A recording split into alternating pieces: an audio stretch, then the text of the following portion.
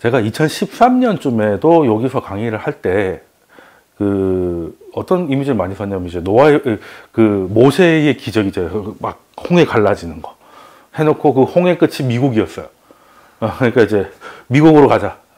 이제 이머징이, 한국을 포함한 이머징이 구군이 다 했다. 장기 자금은 이제 주식이야 단기로 할 수 있으니까 있을지 몰라도 장기 자금들은 이제 미국으로 가자. 그런 얘기를 참 많이 했는데 벌써 그게 한 9년 됐네요. 2013년이었으니까 한 9년 정도 됐고 이제 한 두어 달만 있으면 10년째 되는 겁니다. 10년이면 강산이 변한다는데 과연 이제 어떨 걸까? 그리고 제가 10년 전에 미국으로 가야 된다 라고 할 때 이제 막 영상 틀고 했던 게 노트르담 드 파리 뮤지컬에 보면은 유명한 오프닝 곡이 있어요. 대성당의 시대 들어보면 다 아실 만한 그런 건데 제가 그때 이제 대성당의 시대가 온다고 이제 막 그 음악을 틀어놓고 막 얘기를 많이 했었어. 그때는 이제 유튜브 저작권 이런 것들이 별로 문제가 안 됐었기 때문에 다 틀었었거든요.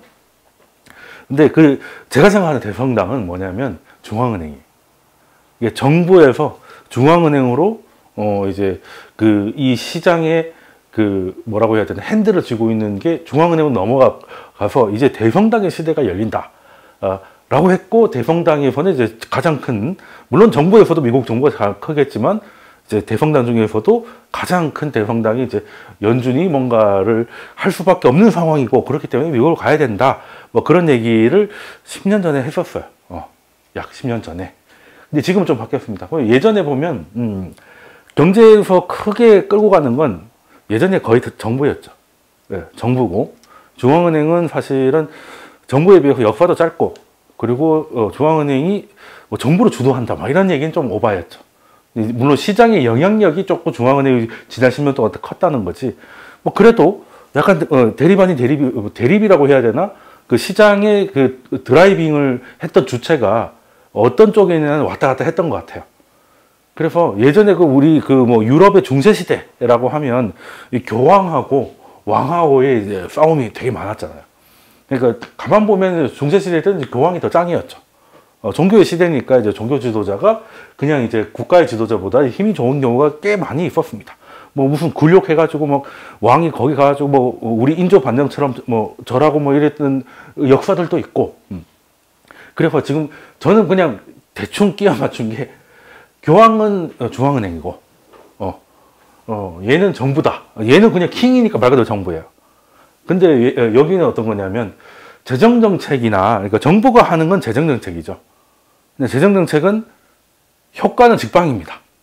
재정정책으로 돈 뿌리니까 인플레 나오는 거 보세요.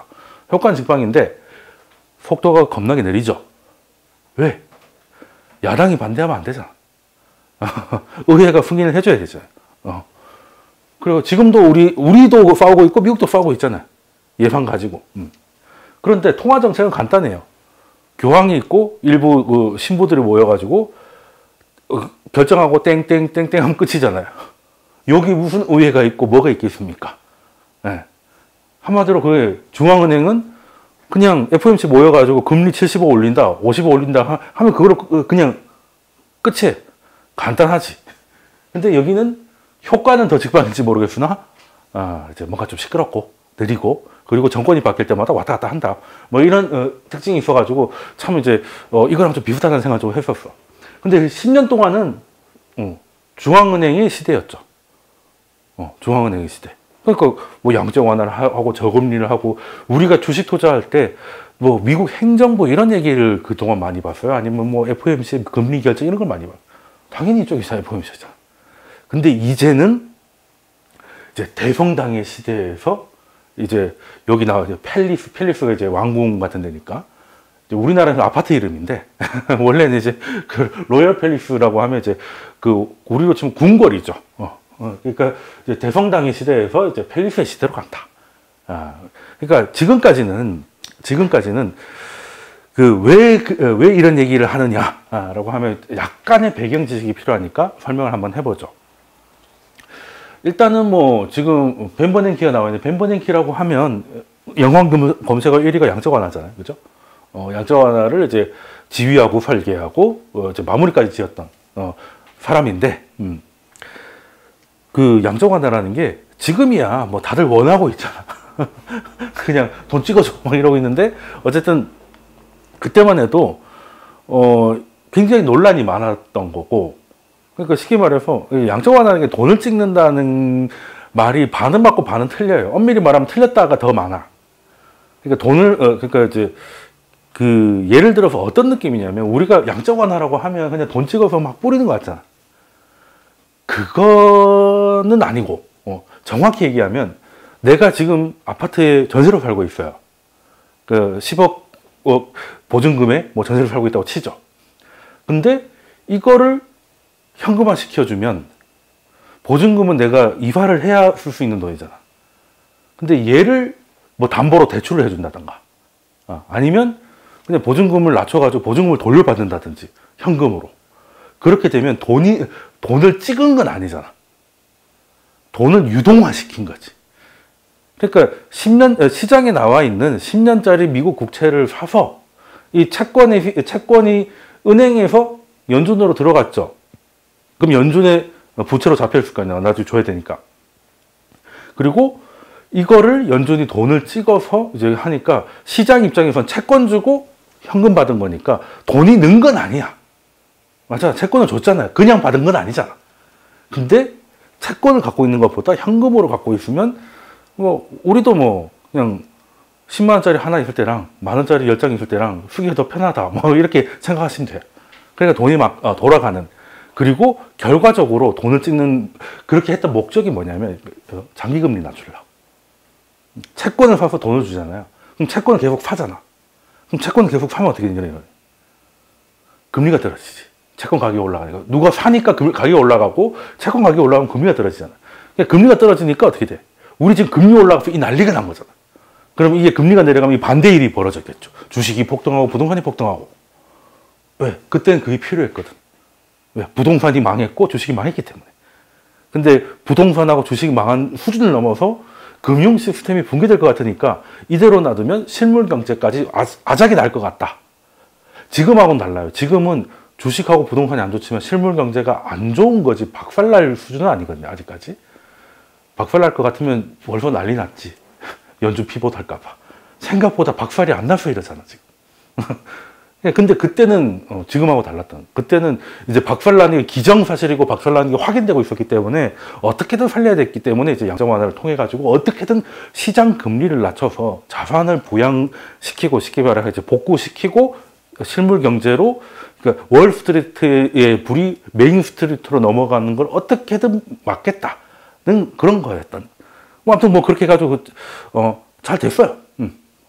뭐 어떻게든 뭐 미국 입장에서 보면 성공적인 정책이야. 미국만 딱 놓고 보면. 근데 뭐 미국이 글로벌을 보겠습니까? 일단 자기가 우선이지. 일단 미국만 놓고 보면 이제 별 탈 없이 잘 됐어요. 잘 됐고. 근데 문제는 이게 1차 양적 완화 때는 1차란 말을 안 썼어요. 이게 처음이자 마지막일 줄 알았거든.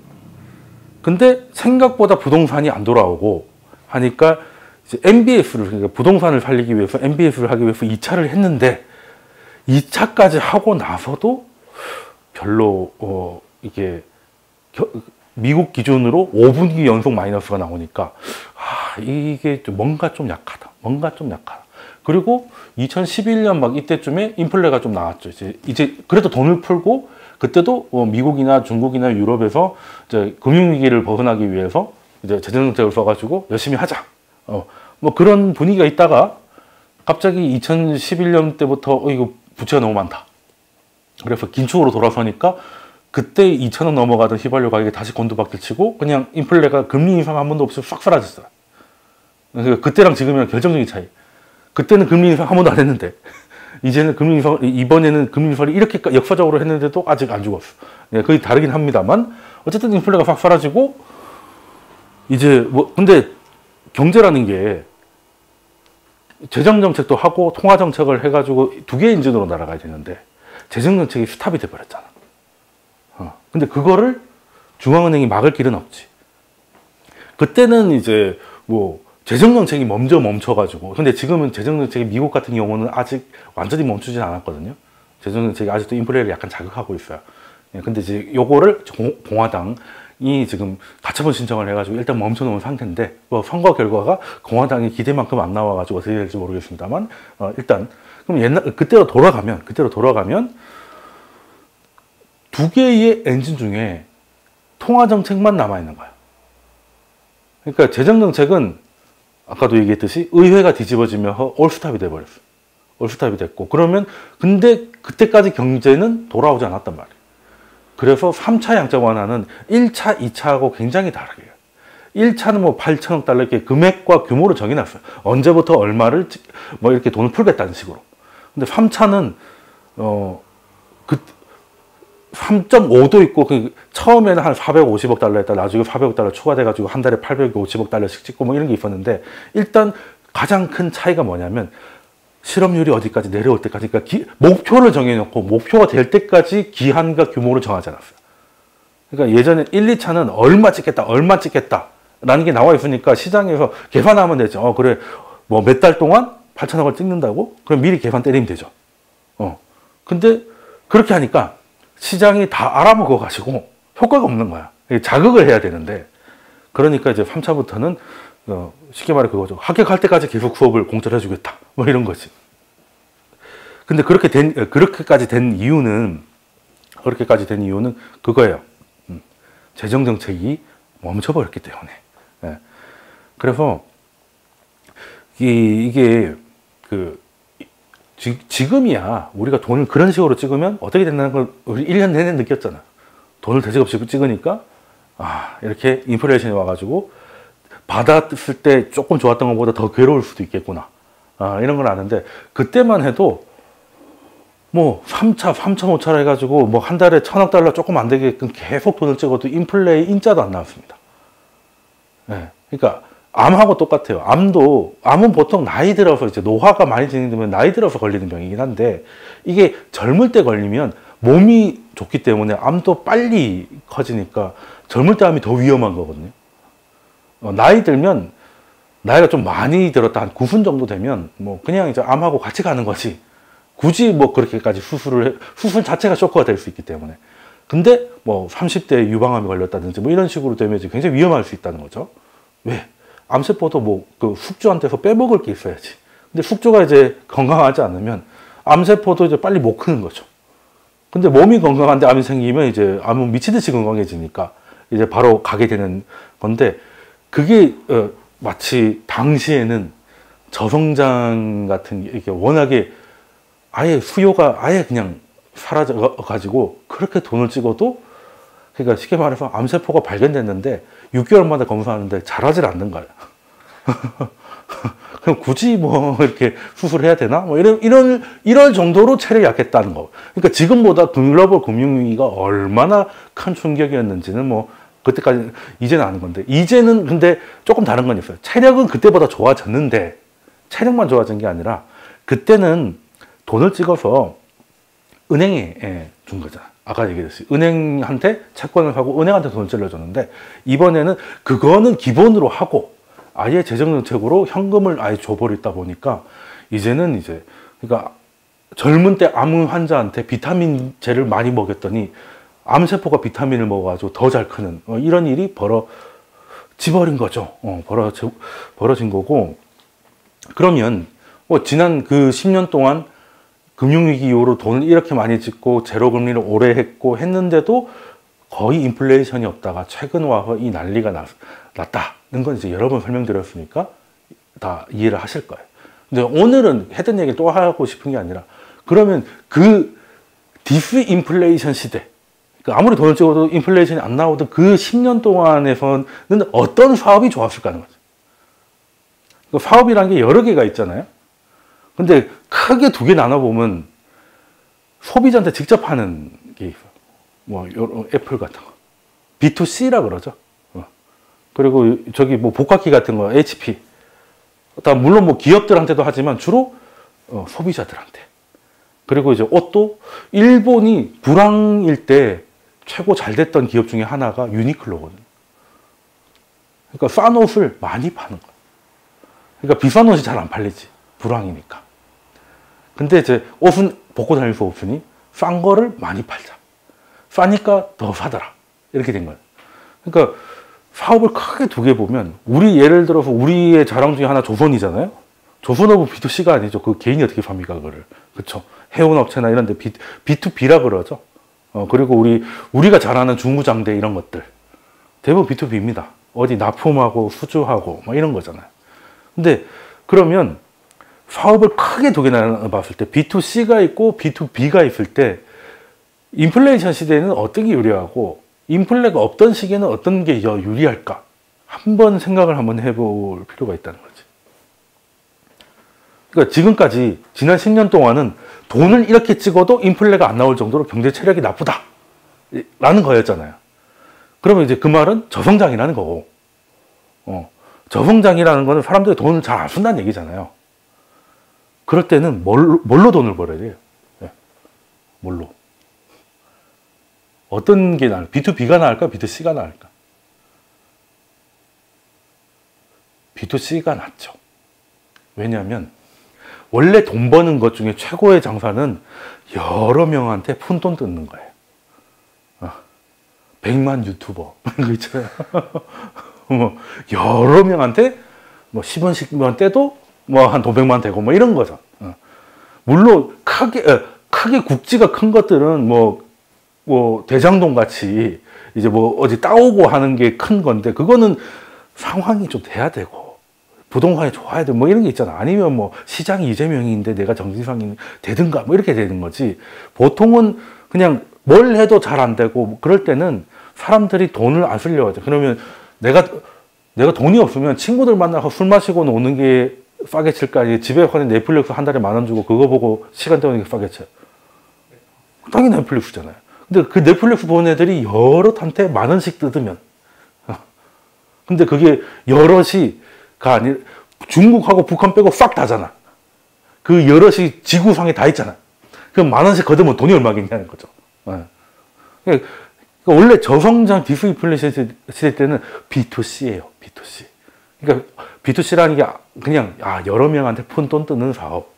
유니클로 뭐 이런 거 보시면 되죠. 요즘 뭐 애플도 마찬가지예요. 푼돈은 아닌 것 같지만 어쨌든 간에 이제 제법 목돈을 뜯어가고는 있습니다만 어쨌든 뭐 이렇게 이런 것도 근데 기업들 기계보다는 이게 싸니까 그러니까 그래서 미국이 짱이었던 거예요.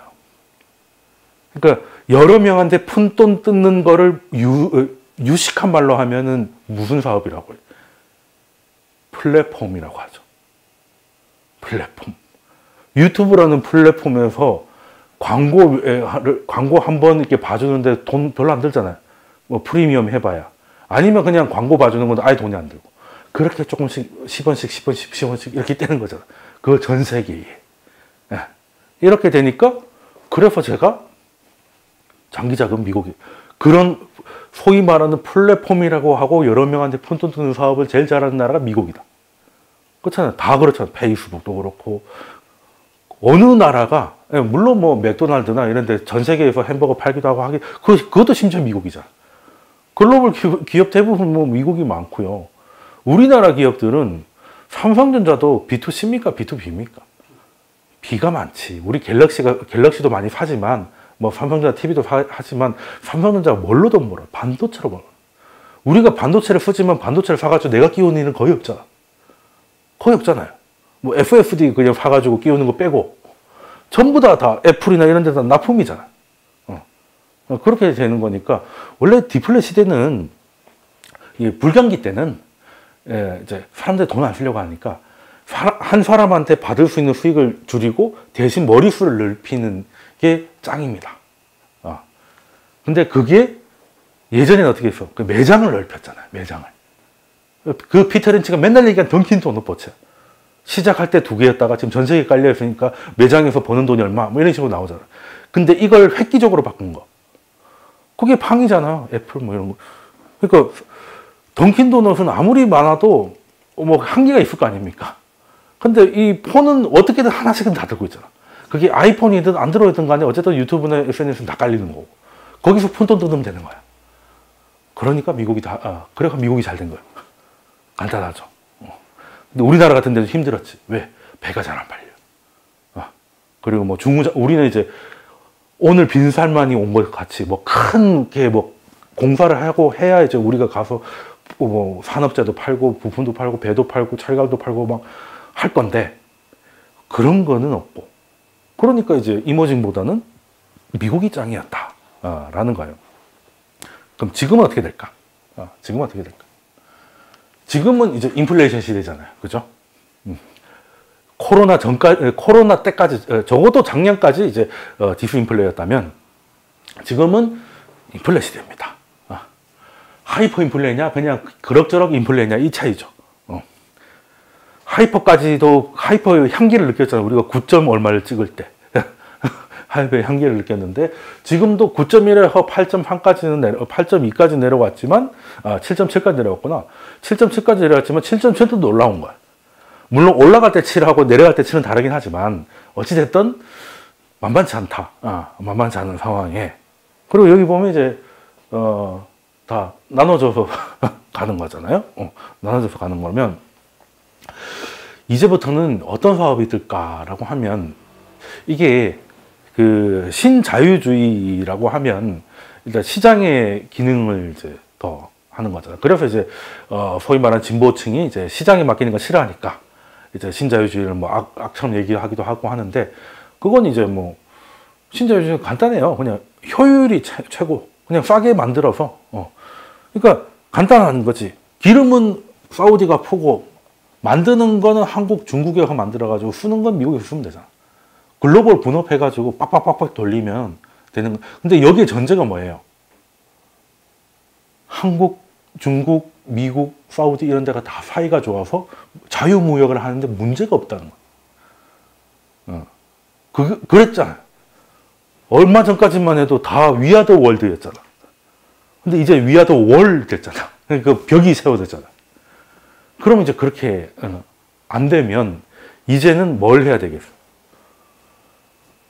지금 바이든이 하려는 게 뭐야? 미국에다가 공장 지어라. 그렇죠?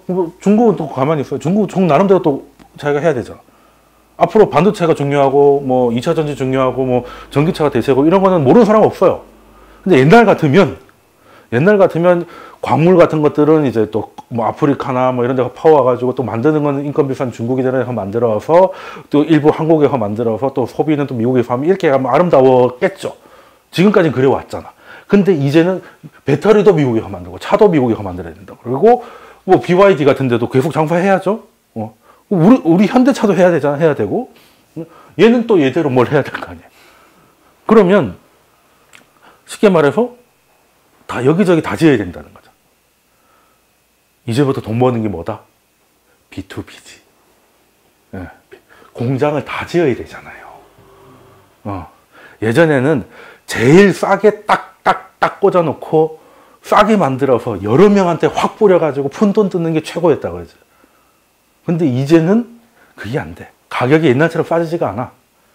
왜? 옛날 방법이 안 되거든. 더 이상 중국에 뭐 하지 못하게 하고. 그러니까 중국에서 뭘 했더니 미국에서 보조금만 준다 그러고. 그렇죠. 그러면 어떻게 했어? 그럼 인건비 비싸도 미국 가서 공장 지어야지. 그렇잖아요. 그럼 현대 입장에서는 소나타가 4천만 원이었다가 계속 4천 받을 수 있겠냐는 거죠. 안 되거든. 그리고 저도 마찬가지예요. 그냥 이제 그냥 동네별로 따로 놀겠다는 거죠. 그러니까 가격은 옛날보다 싸질 수가 없지. 왜? 그 가격은 세계가 위아더 월드고 아무 문제 없이 돌아갈 때 미국하고 중국도 심지어 친하고 러시아는 아예 그냥 이머징 국가 중에 대가리 정도 되고 막 그냥 아무 문제 없었을 때 그러니까 인생의 가장 황금기 때 기준이라는 거지. 근데 사실 그 지난 시절이 이황하리만치 좋았던 시절이에요. 사실 지금이 디폴트야. 언제부터 우리 인류가 이렇게 사이가 좋았냐는 거야. 불과 70년 전만 해도 막 600만 명 가스실에 죽이고 했던 게 인류예요. 그 정도까지는 아니라 하더라도 이렇게 약간씩 티격태격하고 뭐 서로 강대국끼리 예전에 강대국이었으면 어떻게 됐어? 바로 전쟁이죠. 뭐. 바로 전쟁이잖아요. 1차 대전, 2차 대전 그랬지 않습니까? 근데 이제 그런 건 아니지만 어찌됐든 이제 그 좋았던 시절이 디폴트가 되면 안 된다.